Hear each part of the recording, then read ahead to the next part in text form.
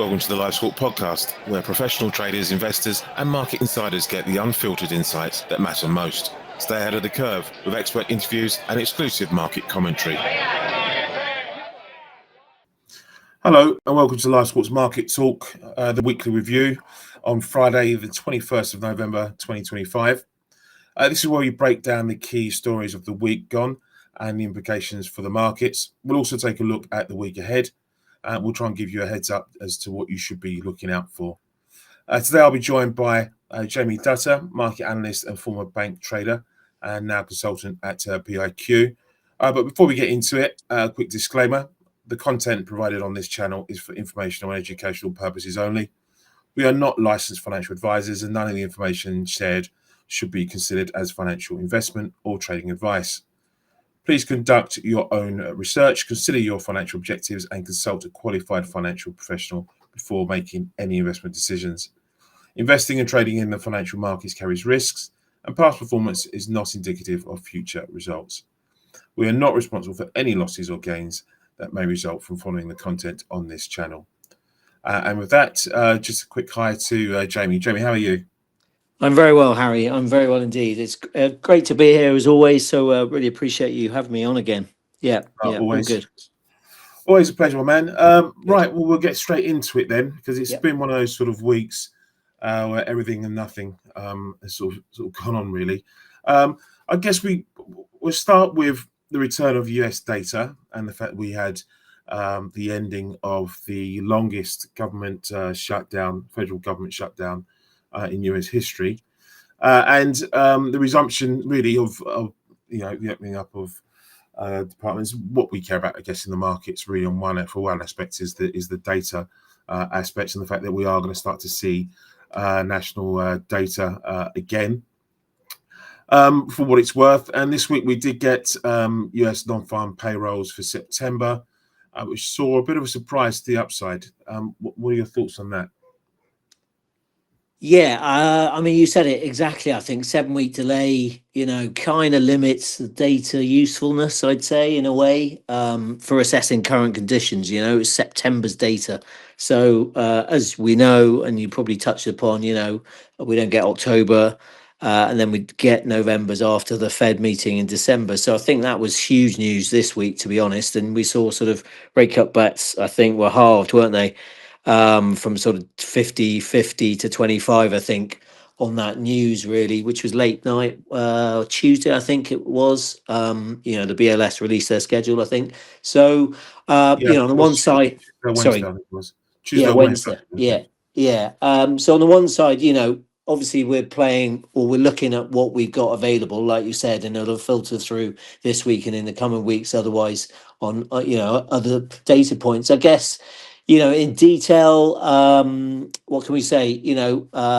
Sectors that were strong before the shutdown, they stayed strong, but those aren't really the sectors that you want to see, or you'll get strong growth from going forward. So that was sort of hospitality and healthcare, government jobs. I think they make up something like 90% of job gains, and they have done for the last couple of years, actually. So, on that front, sort of good, and, longer term, not so good, really. And then obviously this pick up in the unemployment rate, and that's the second negative month we've seen in the past 4, and we haven't had any since 2020 and the pandemic, I think. So I think undoubtedly sort of mixed messages. Job gains are coming down. I think the average now is 76,000 this year, the print, which is, again, we're sort of we're in this sort of area where what is the sort of equilibrium rate, and even reading and stuff about this before we came on, actually, and 76 is that some people say that's roughly in line with the updated estimates job creation needed to keep pace with population growth. But then I read Torsten Slock, Apollo's economist, said equilibrium monthly number is around 30,000. So if we're looking at the print we just had, even if it gets revised lower, which is obviously what we got in the last 2 months of 33,000, then again pretty mixed. But it is hard, that number, as sort of immigration and job gains sort of continue to slow, then the break-even number becomes even harder to calculate in a way, you know. So yeah, sort of mixed messages, I think. And for the Fed, then I think, you know, it's a tough one because obviously, like I said, they get October's data without unemployment, I think, and then November's data after their decision. So for the Fed, just based on this report and anything we get going forward, I guess, you know, we've got well, it's a kind of what should they do and what do they do. I think the Hawks have got enough in there, probably, with inflation, you know, still elevated. Yeah. And you know, pace of jobs growth is fairly decent, you know, to bat away any sort of idea of a rate cut. And then for Doves, you know, they're still nervous about unemployment increasing over the sort of estimate of the long-term neutral level. So yeah, So it's interesting going forward, isn't it? it is. I mean, there are bets have sort of grown that we could see a rate cut again. I mean, we were all set to see another rate cut, I think, or expect another rate cut before the last meeting that we had. That, you know, where Powell sort of suggested, look, it wasn't a foregone conclusion, and you should, you know, people have to be mindful of the fact that the Fed may decide not to cut rates. We've had that kind of backed up with a number of speakers that have come out and erred on the side of caution and really just, again, extended that argument that, listen, it's not a foregone conclusion, this and the other. But I guess there is an argument that, you know, we should still see a rate cut, because ultimately, if you're looking through the fog of what we've seen, the trend is still one of a weakening economy and a softening in inflation, ultimately in the near term anyway. Yeah, I think so. So then we get, you know, what we had before, hawkish cut. Do we get another hawkish cut again, you know, in December, or we get a dovish hold, I guess. Interesting again, I think even there's, you know, some economists putting out there that, you know, we get some sort of delay to the Fed meeting because they wait for the data. That's being thrown about now that I've seen. I don't Or see that happening personally. I mean, I can't see that, but you know, or otherwise we get some sort of off-calendar meeting, you know, which we obviously had during the pandemic. Is it warranting that kind of emergency meeting? I just think it's interesting that we're getting those ideas thrown out because, you know, sure.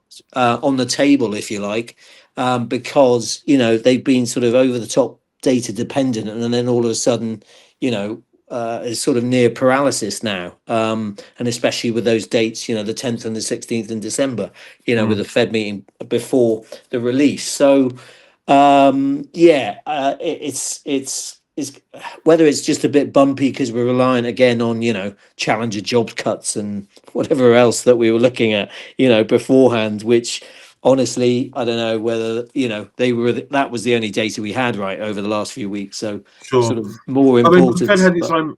Sorry to cut across, but the Fed had its own measurements, its own metrics it looks at anyway, and of course. it was able to, again with the beige book, define some information from that on its own. And you know, as I said, it does get some private survey data through anyway. So whether this warrants, again, something that will be quite a tricky thing, really, for them to I suggest it could be tricky for them to come out and say, right, we need to do an extra meeting or an inter meeting move or whatever. I think it's quite be a tough. No, it's a big call, isn't it? I guess even the dates, right? Obviously, the January FOMC is end of Jan, right? 28th of Jan. So that's quite a long time over year end as well. And, you know, there's always questions around year end funding, dollar appetite, that kind of thing. So, you know, I think that was probably why those sort of ideas are put out there, you know, from the 10th to the 28th of Jan,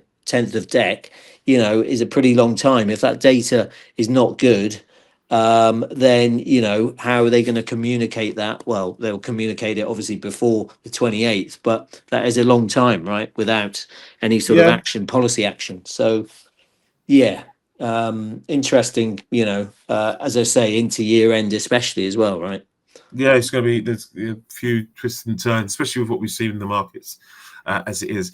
I want to move on. Yes. We'll obviously we'll come back on to what's happening in the next week anyway. But I want to move across to the UK because we had UK CPI data out this week, and it softened to 3.6% in October on the annual print from 3.8% in September, where it had been sort of plateauing for I think 3 months in a row.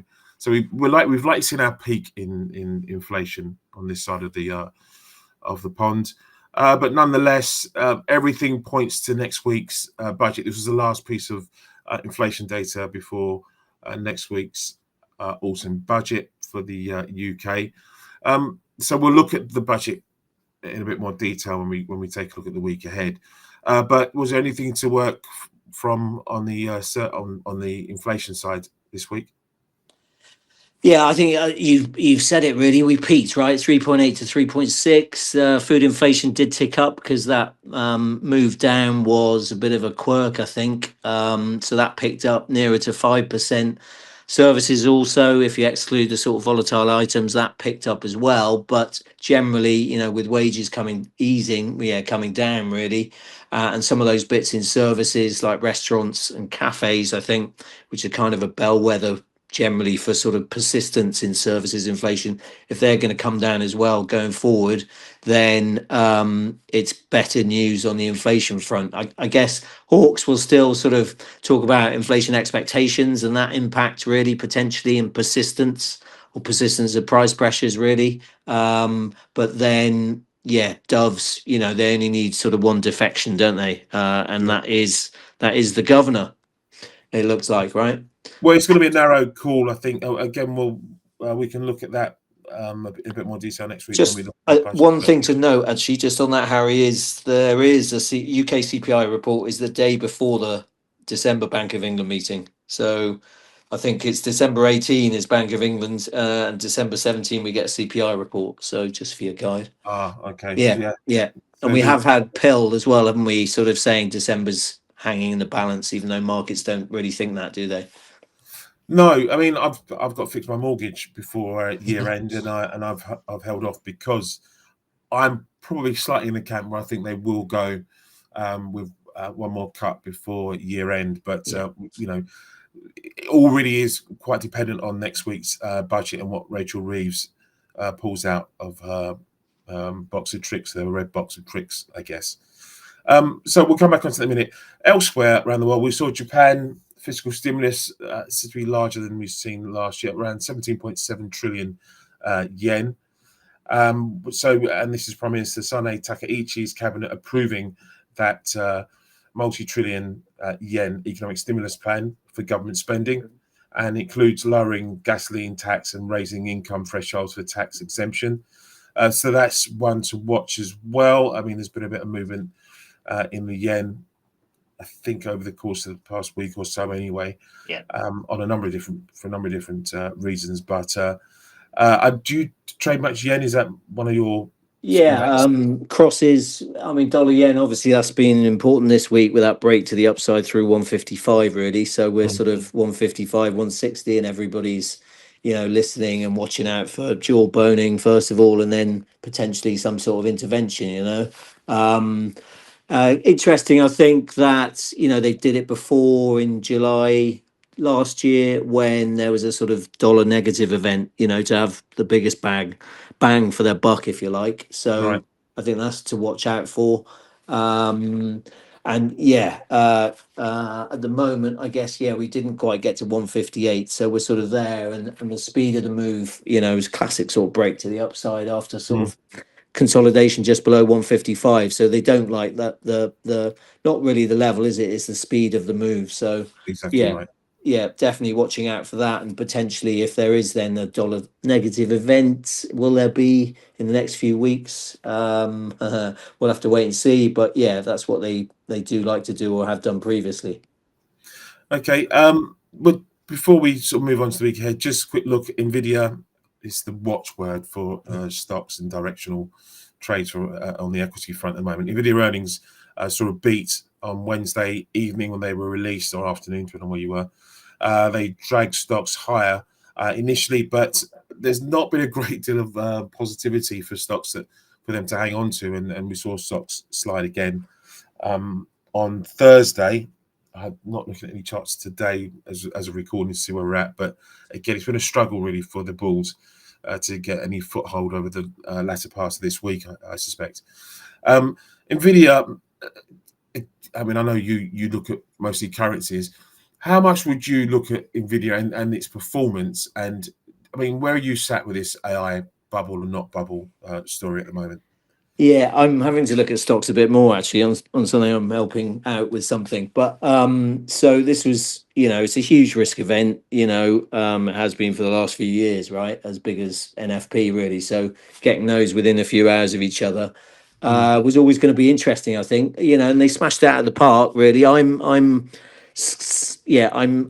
bubble-ish, I would say, and have been for a while. Simply because, there are lots of sort of factors that go into that are Sure. sort of accumulating, if you like, not just sort of obvious valuations, Nvidia concentration risk with their clients, I think 60% are made up of the four hyperscalers. So that's interesting if one of those struggles slightly. And then that sort of circular flywheel that we've got, the sort of self reinforcing financing loop. I think I've called Well, it the someone called AI. it intelligently a circle jerk. Yeah, It's yeah. kind of Circle going on jerk Ponzi scheme. I think somebody called it on a yeah. podcast I listened to. AI sort of capital hot potato is. I don't know whether I coined that, but I'm taking it anyway. But that sort of and especially as you listen to these deals coming out day on day, it seems, or did seem, a couple of weeks ago, same sort of players, centrally Nvidia in the middle of it type thing. It does then cross your mind about how this is going to work out, and who's farming who or whatever, potentially. So I think, yeah, that's a sort of question mark for me, although you can't doubt the numbers, and even then with the numbers that we saw from Nvidia, billions, and they sort of beat and then they raised, which was kind of the minimum, but they did do that. But the figures are so astounding, it's kind of, you sort of don't take them in really, because they're just, you expect them now, so I Well, it's just, small yeah, country territory, isn't it, in terms of the revenue that it yeah, generates? yeah, yeah, yeah. Single, or yeah, more than that, right? It's blocks, economic blocks. Yeah. And I think, yeah, then you've got, positioning, obviously, which we have had, and we could talk, people have talked about that for probably a few years now. Just with 30% plus of the S&P, Nvidia's 10%, I think, of the Nasdaq. So that weighting is always going to move things, and I guess. I haven't really found a credible explanation for yesterday. A single driver, was it positioning ahead of Thanksgiving? Was it, a bit of hawkish Fed speak, from Hamack and then Cook and Goolsby as well, sort of saying there wouldn't be a rate cut. Just interesting. I think just all those different factors, then even sort of accounting tricks that Nvidia might have got up to with forget what it was, but it was, some sort of Yeah, I invoicing, I know what you think. mean. Yeah. Yeah, which hadn't come through in profits or something. Yeah, they hadn't been paid actually. So 30 Yeah. Forward plus earnings. billion. Yeah. Yeah. So then, and you kind of think, oh, okay, everybody's scrabbling to find a justification for this, and there isn't one single driver, But I'm wary that markets can still go higher, no doubt about it. But yeah, you've got to watch out for whether potentially next year, I guess we see some sort of value compression in, the Mag 7 and sort of AI related stocks, and then potentially we get leadership from others. And we have had healthcare for the last few weeks. Eli Lilly's just hit 1 trillion, I think. I just saw the headline. Yeah. So that's slightly more encouraging rather than just Mag 7 leading the way. It's always really makes me nervous when you're reliant on so few to create the wealth of so many. Yes. So yeah, it's one of those things. Right. Just to round off the week that was, we saw the US and Russia trying to put together a peace plan that excludes Ukraine, the other major protagonist in all this. There does seem to be soundings that we could be closer to some sort of resolution on that, although again, it still looks like the war will go into what will be fourth year. I think it would be if it gets to March of next year.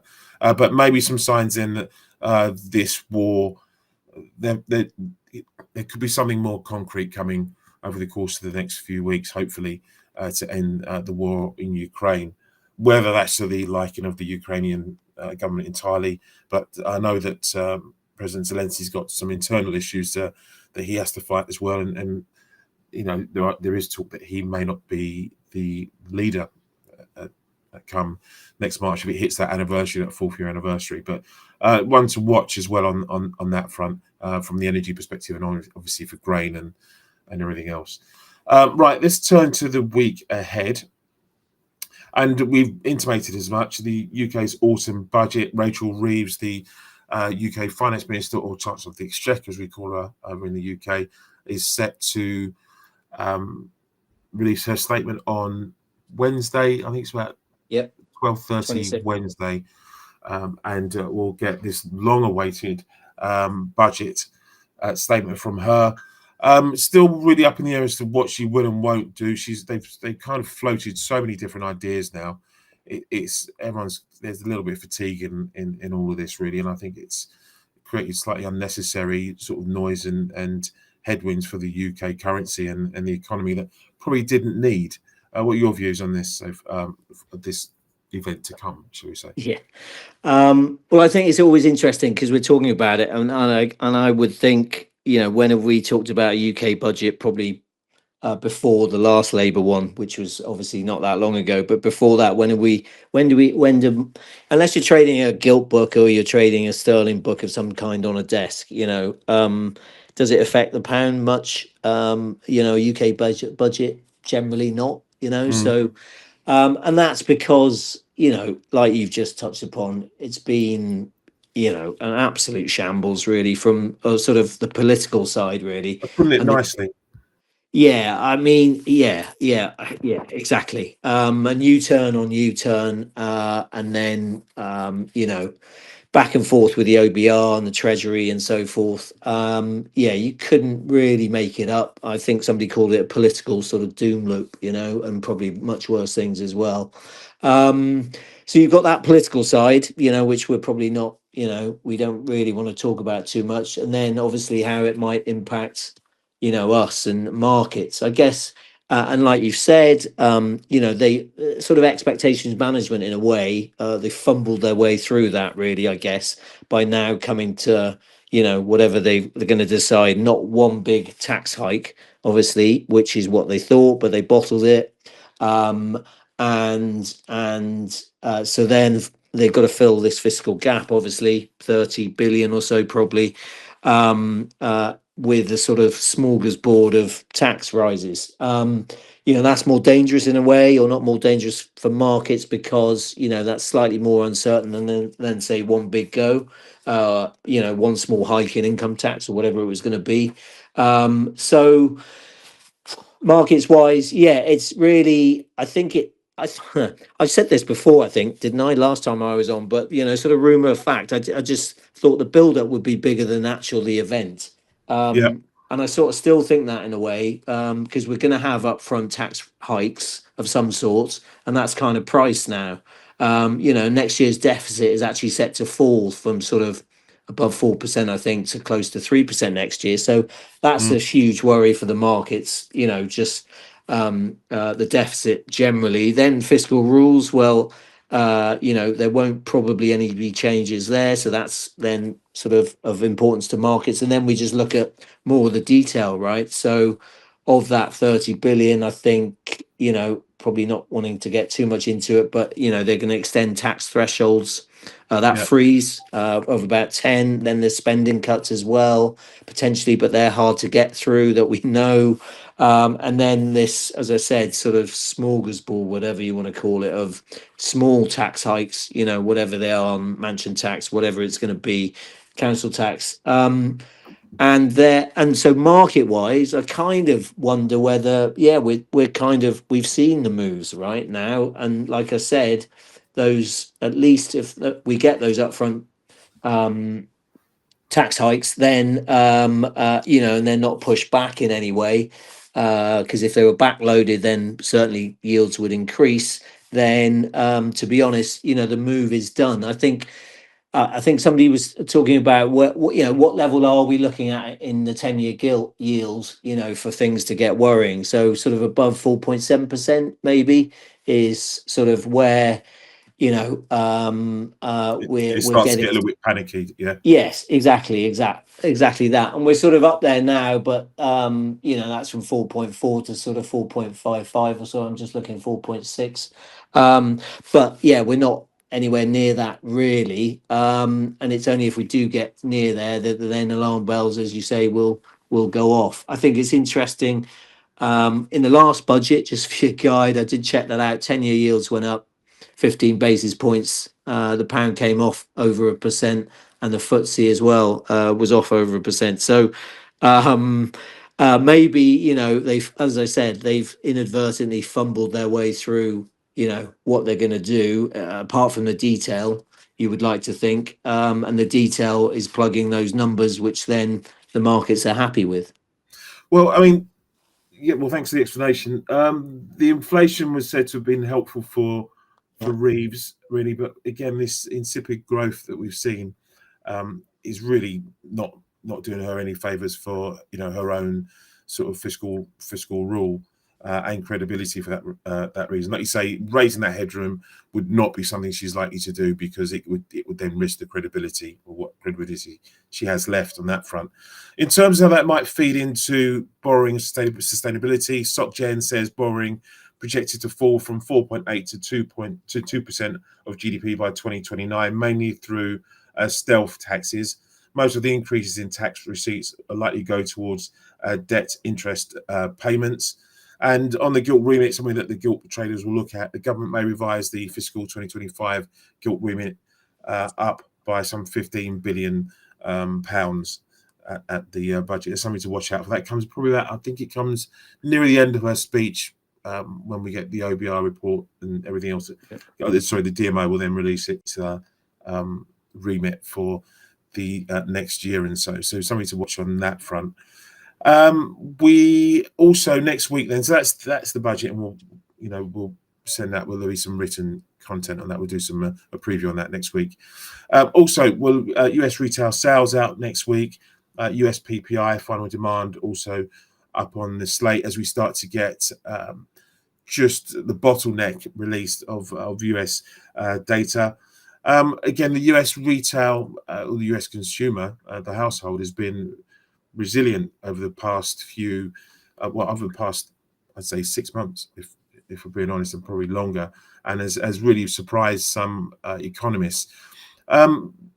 Obviously, we're going to get a hit to GDP from this shutdown, and people have dismissed it as not material. But the longer it went on, the more impactful it was likely to be. Do you think we'll start to see that reflect in some of the retail sales data? Probably too soon. September's probably too soon to see any of that come through. Where are you looking at from the US household perspective, really, at the moment? Yeah, I mean, they're key, aren't they, going forward? I think, sort of broader picture, if job growth cools while unemployment holds steady, then, policymakers probably take comfort from that. There's still opportunities out there for jobs, but it's obviously if jobs, cool, I guess, and unemployment goes up, then job opportunities are fading, So I think it was interesting. We had actually the big box US retailers report this week. So Walmart, Target, TJX, I think, Lowe's, Home Depot. And it was interesting is this sort of K-shaped, going to this K-shaped economy idea, and the sort of tale of two consumers. So you've got the divide in a way between people who own assets and then people who don't, and even the Fed, I think, in their minutes, didn't they allude to sort of US consumption driven by a narrow group of, wealthier consumers due to stock market gains, basically. So we did see that as in some of those retailers, and in Walmart doing really well, TJX doing really well, because interestingly then some of the wealthier were then going to these sort of the retailers that don't normally cater for those kind of customers, I Right. guess. So that could be interesting going forward, and then potentially that hits retail sales numbers in some form, right? So Okay. it's back to that sort of K-shaped thing that maybe isn't so K-shaped if that carries on. Yeah, fair enough. As I said, we got PPI data out next week as well. Japan industrial production, which is a prelim read. We'll also Australian CPI and Canada GDP numbers out next week. But it's a quieter week generally for US data. As, again, we still play catch up following the reopening of the federal government. So it's really markets slightly beyond tenterhooks and probably led more by what we see on the corporate front, I guess, than anything else, and all things AI. I'm sick of the phrase AI at the moment. It's doing my head in, but we shall see where that leads us. Listen, Jamie, we're at the end of our sort of half hour now, so I want to wrap up this episode. But thank you for participating, and thank you for your insight into the markets. And we'll be back next week to have a look at what's out and what's pushed the markets around. But thank you for your participation today. Thanks, Harry. Thanks a lot. Anyone who's missed the start of today's episode, you can listen back on X or YouTube, or find us on podcast platforms such as Spotify, Amazon Music, and Apple Music, and the like as well. So please pick us up there. And for anyone who has an interest in the markets and wants to know in real time what's happening, you can take a trial of LiveSquawk at LiveSquawk.com of our services, and see if it's something that would benefit your trading day. Thanks for tuning into the LiveSquawk podcast. Your edge in the market starts here. Subscribe now.